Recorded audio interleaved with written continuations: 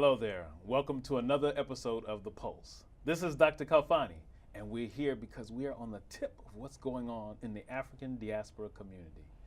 Now, today we're going to touch on a subject that maybe you're not familiar with, but I think that you should learn a little something new about. We're going to talk about traditional African religion, and we have two great people here to talk about it. I'm going to welcome them in a minute, but let me tell you who they are. Well, first we have Chief Awo Ifakunle, and he is a Egun priest who was initiated in Nigeria.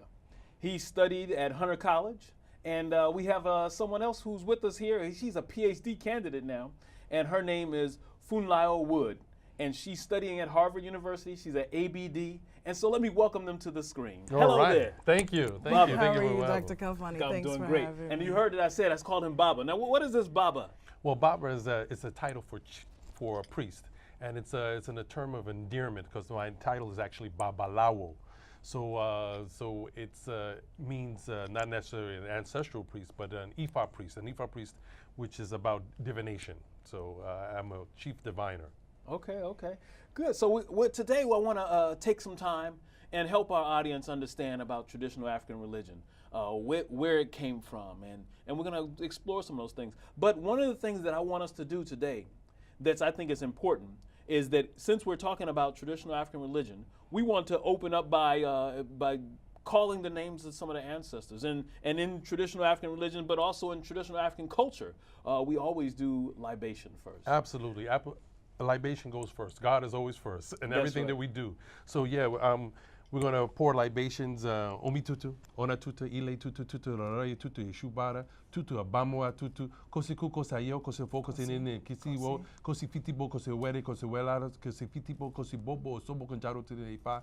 We give praise to our ancestors, to dear Mother Earth, ile gere afoko yere muni muni, and who is the support of all things. May she who combs her hair with a rake, may she never swallow us up. And we give praise to God, the owner of today, the owner of yesterday, the owner of all days to come. He too, who the Irumale and the Agbamale exist to know his laws and command. Originally creator of all things discovered and yet to be discovered. In other words, these are our heavenly hosts and those angels and archangels that support God. We give them praise. As we give praise always to our ancestors and our ancestors first. Like Bo, Kawa, Toad, Borisha, it's our ancestors we worship before we worship our deities. And so today we would like to make sure that they would give us blessings and allow for the divine entities to be able to use as a vehicle by which we'll be able to communicate wonderful ideas to your audience and to those who would like to know about Orisha, about African traditions, and about those things that we've been studying and living for so long. Ashe, Ato, Ashe, Bile, Sile, Ajay. Thank you very much. You're welcome. And it's really interesting that we talk about libation and these traditions. Here today we used water, but in a lot of African traditions they use alcohol, they use different things to pour libations to give homage and pay recognition for those who came before us. You know, the interesting thing is that as Africans, people always want us to understand that we didn't get here by osmosis. We got here because of somebody before us, right? Absolutely. I mean, the continuous of life. You know, we take back far as we can go, and we go back, we will reach the first ancestor. The first ancestor will, of course, be that which came from God itself. So we believe that if we go and reach back, that we are reaching back to our gods, to our ancestors. And so even though our gods, and we perpetuate our ancestors, we're not really worshiping. Mm-hmm. And that's a really very fine line. Oftentimes people ask me, are you worshiping your ancestors? No, we make sure that we give libations, we give honoring, we're remembering them. 7 and 8 generations back, that way we can know who we are. We have to reach back in order to move forward, like the Sankofa bird. Mm-hmm, mm-hmm. Yeah, that's a Khan tradition. You see, and I think that's important here, right? Because we want folks to understand that traditional African religion spans all across the continent. Absolutely. It's not just Yoruba, it's not just a Khan, but there's hundreds of different traditional African spiritual systems. Yeah. Absolutely. Now, I have a question I want to start with, though, and that is, when you think about traditional African religion, and you think about the kind of westernized religions today, Islam, Christianity, even though those we know have other deeper roots, maybe you can help us to understand why or how it is that today that whether it's Yoruba or the Kemetic tradition or the Akan tradition or the Benin traditions, any of them, why is there a resurgence in traditional African religion today?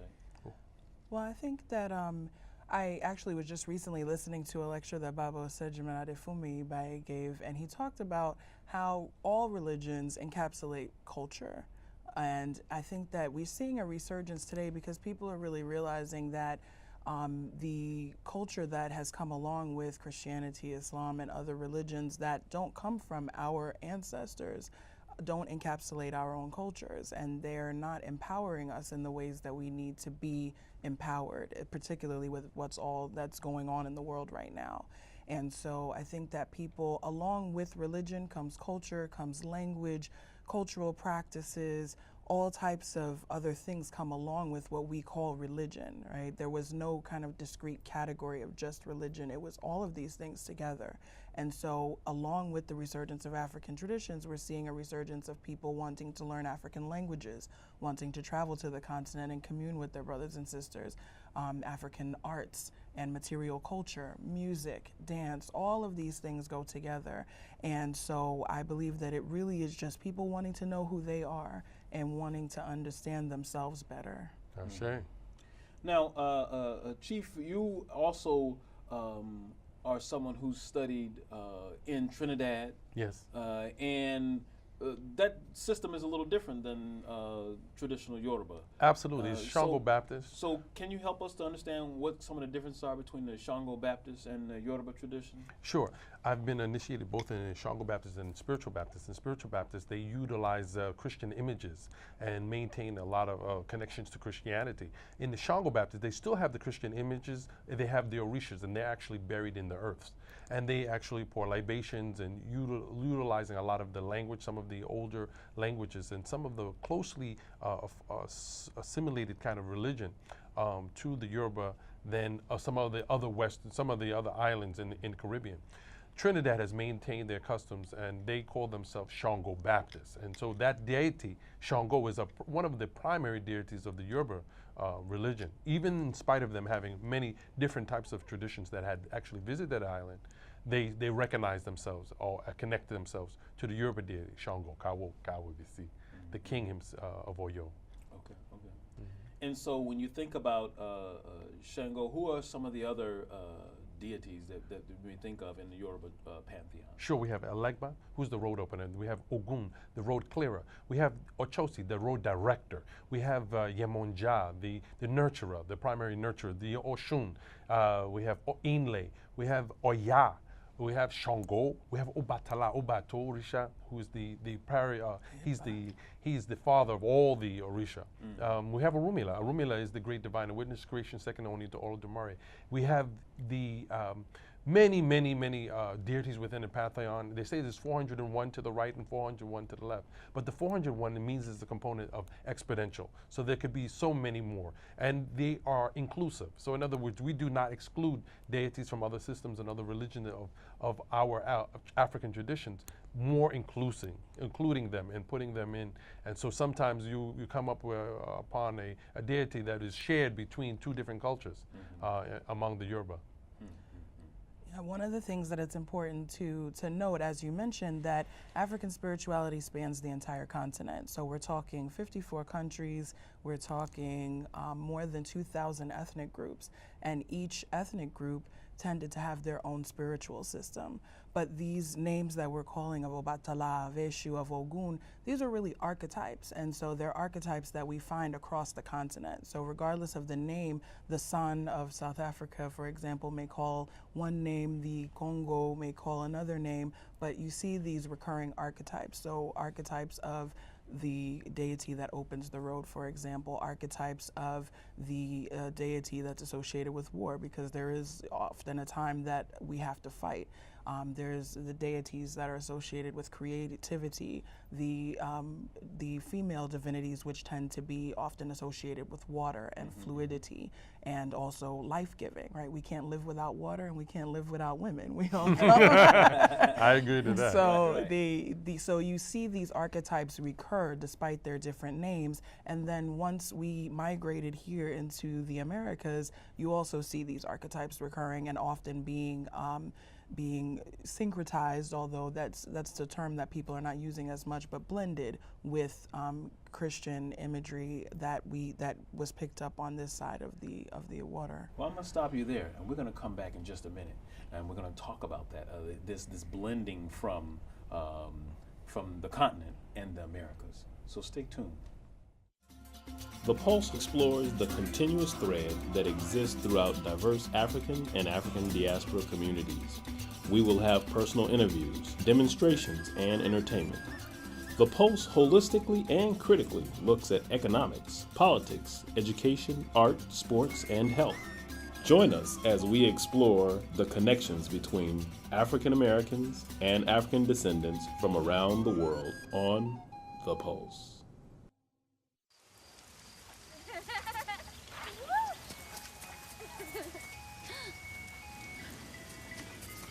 Mom, can we get some ice cream? Please, Mom, please. No, we're having dinner soon. Please.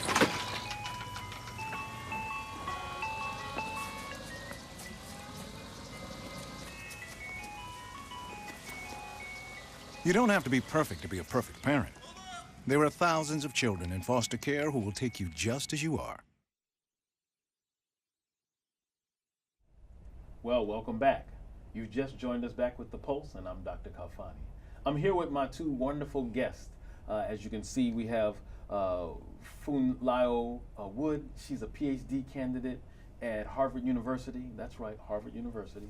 And we have none other than Chief Awo Ifakunle, who is a Yoruba priest as well as a priest in other systems.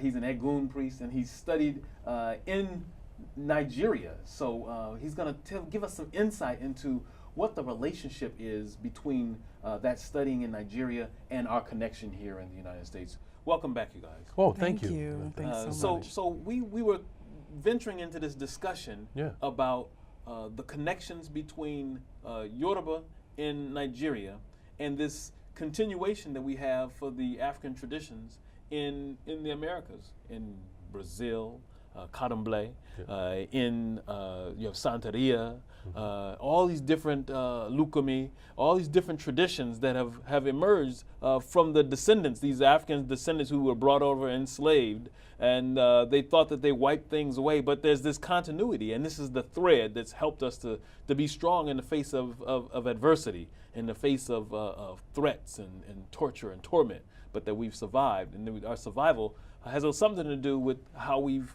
begun to think about spirituality. So can you enlighten us? Sure, and worship. I mean, we were going to go back into the late or mid 50s, and where there was a surge and the energy was coming, where the African Americans were starting to realize and starting to reach back into their roots. You know, talking about Jim Crow and doing all the different things that were going on at that time. If we go back then we look at, there was this idea of playing the drums. It's actually coming from the drum and African liberation, wanting to be free and wanting to know what freedom felt like. You know, he started to acclimate himself, started to look and wanting to know who am I and who am I coming? Started to question that. They started reaching back. And initially in the United States, and particularly in Harlem, there was Resurgence I, who is probably one of the best names in terms of who started the village, African village actually, down in South Carolina. It's actually with two villages they started, and I actually lived there in 1975. So they did that. He actually started his temple in Harlem, and he had gotten initiated to what he was thinking was going to be voodoo in Cuba. And he came back with a bunch of rocks and was like, what do I do with all of these things? So, but he actually did, and he started a temple and a shrine, and that time, and that was in like 1960s, and then there's in the Akan tradition, we have people like Deni Zulu, Nana Deni Zulu, who was interested in Europe initially, and then went and traveled back to Ghana. And then it was later on we realized that African traditions, we needed to go and visit Africa. And so I was a student of Resurgence I, and he told me that we, without an excuse, we're Africans, and so we have to look from an African point of view, an African worldview. And as we start to develop an African worldview, we realized that we needed to go back to learn from the root, the source, and be able to update some of the information that we had. So like places like Cuba, like places like Haiti, places like Brazil, places like Trinidad, places like, all various islands throughout the Caribbean. they needed some of the upgrading. And again, language is a very, very big part of what we had to do. We had to learn about language and what it is and trying to put those things in effect inside of our traditions. Yeah, and learn what our traditions was and what does it look like. So in the traditions, you talked about the drum. We have a couple of drums around here, but also I think that you hinted at song, Sure. and so that song is an important part of Absolutely. this tradition. Are there any songs that you can think of that you know that you might share with the audience that would help them to understand kind of the cadence, the spirit of Sure. Egumba washe, egungumba washe, iba egungum mope egungumba washe, egungumba washe, egungumba washe, iba egungum mope egungumba washe. So that talks about our ancestors coming and helping us, and it talks about that's what we need. We need our ancestors to help us to always be by our sides. And to watch either side of this. They say who stands before us is one parental ancestor. Who stands behind us is our maternal ancestors. And who do we want to be around when we go and leave this world? The first thing I want to do is see my mothers and my fathers, my grandmothers and my great-great-grandmothers and my great-great-great-grandmothers. And I want to be embraced once again by them. That's powerful. I mean, I think that when the audience thinks about that, they may think about that the resonance of that sounds like gospel music, right? Oh, sounds absolutely. Like and people don't recognize that the cadences, the songs, the essence of them are no different. Yeah, I mean, that is really where the soul and the spirit resonates with me in particular. But I know the songs are very, very empowering, you know. And there's songs for everything in African tradition. There's drum music is being played for everything. Every little thing that you could possibly sweeping the floor, there was a song, you know. And so, again, we know African Americans, having taken away their music, their drum, they were able to incorporate into putting taps on their shoes and using that as a musical instrument by which they and the voice was used to when they were cutting cane in Trinidad and in Jamaica. Picking cotton here and picking tobacco, that we used our cadences, our rhythms, because they were innate, they were inside of us, you know, and you could drum out everything, but you couldn't drum out the music. And the music and the soul of African tradition is in everything that we do as African Americans. Definitely. Yeah, no, I mean, I think that's powerful. And, then to think about that and those connections, and I take a comparison for what you're doing now. You're studying. You're working on a PhD in Yes. traditional African religion, spirituality. What does that mean, and why? Why is that important? Well, it's such a blessing to be able to do that. Really, my foray into the scholarship started with my practice. I'm a student of Baba's, and I'm also an initiate into Ifa and into Yoruba religion. And as I thought about what I wanted to study, nothing seemed more salient to me to study than African traditional religion. And the reasons, as I mentioned earlier, is because it encompasses so much: the music, the dance, the language, various aspects of African cultures, and all things that I've always loved. I've always loved languages. I've always loved to travel. And my study has taken me to the continent several times, taken me to many other places, allowed me to commune with people. And so I think that as we study many other of the world's religions, it's really important to understand the contributions that Africa and those of us in the diaspora have made and continue to make to spirituality. There are ties into ecology. We're talking a lot about climate change now, and one of the big tenets within African traditions is respect for the earth. Ashe. Our earth is actually even considered a deity. As Baba poured libation earlier, he spoke about Ileogere Afokoyere, the Mother Earth, who is considered a deity, one who is worthy of respect and the one who gives us life. And so as we look at a lot of the issues that we're having now in terms of ecological crises and things like that, our traditions speak to those things.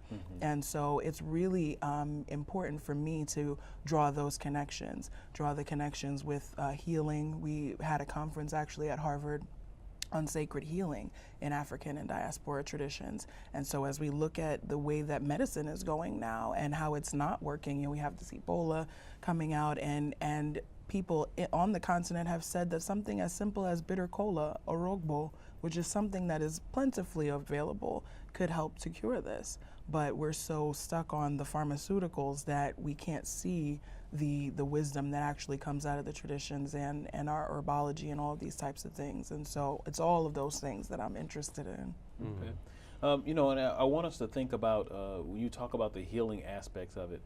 We haven't really touched on the whole point that Bob brought up in the beginning. You mentioned that you're a diviner. Yes. And so I want us to share with the audience about what that means. I want us to share with them some ideas about maybe what some of the things are that help us to make those connections.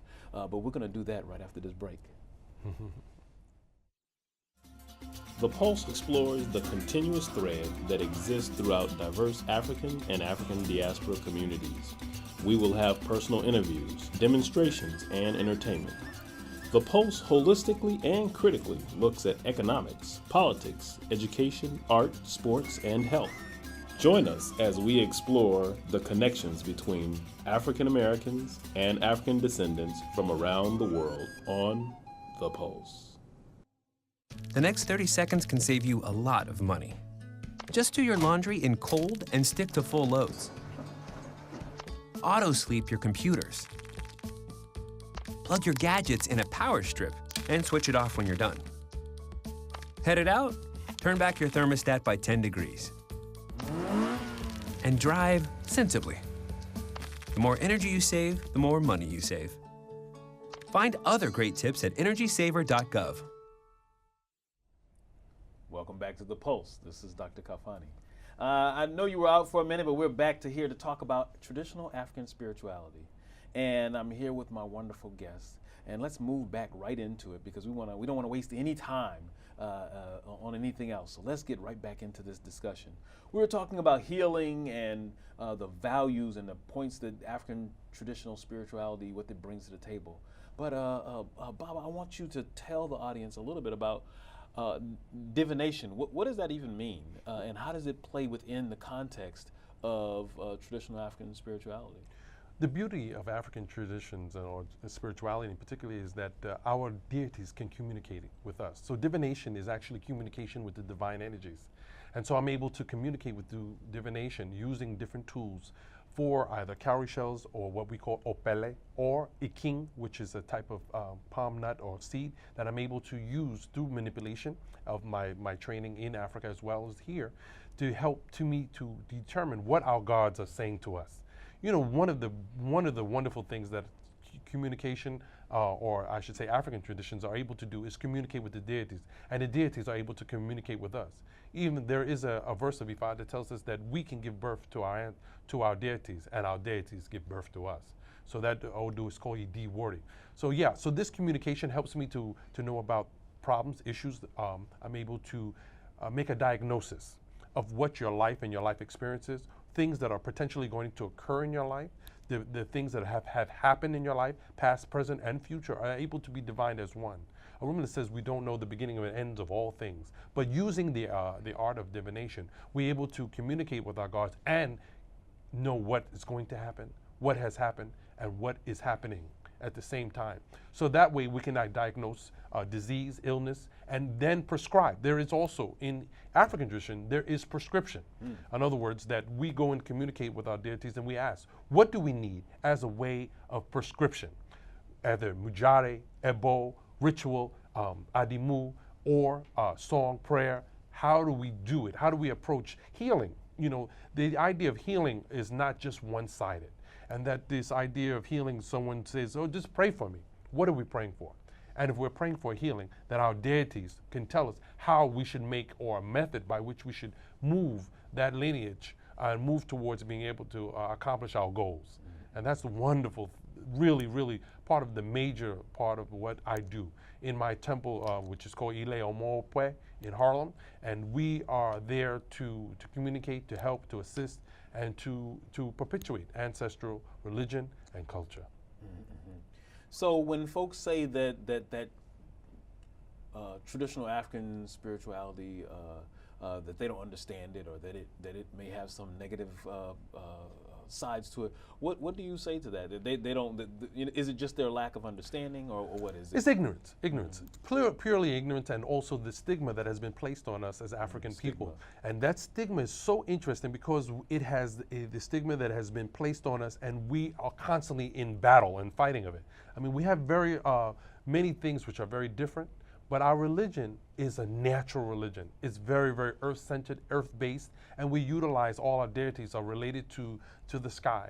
You know, we have Shango that comes out of the sky. We have Yemunja as the sea. We have the river deity Oshun. We have, you know, the road open, the road clearer. Like I said, in these archetypes, as my co-host, co-guest has spoken, they are part of and parcel of what is in our daily lives already.